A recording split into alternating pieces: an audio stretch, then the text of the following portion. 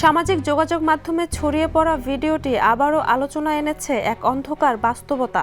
ভিডিওতে দেখা যায় একটি বহুতল ভবনের বারান্দা থেকে এক ব্যক্তি সাহায্যের জন্য আকুতি জানাচ্ছেন। তার হাত বাঁধা বলে ধারণা করা হচ্ছে।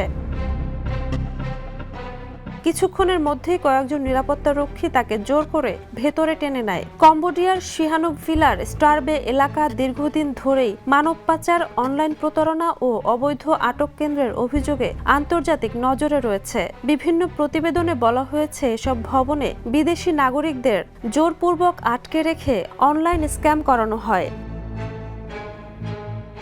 যদিও ভিডিওটির সত্যতা প্রমাণিত নয়, তবে ভিডিওটি সত্য হলে এটি শুধু একটি ব্যক্তির নয়, বরং ভয় ও নির্যাতনের মধ্যে আটকে থাকা অসংখ্য মানুষের নীরব আর্তনাদের প্রতিচ্ছবি।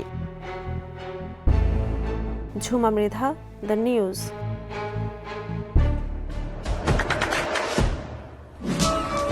দেশে দেশে সবার সাথে দ্য নিউজ।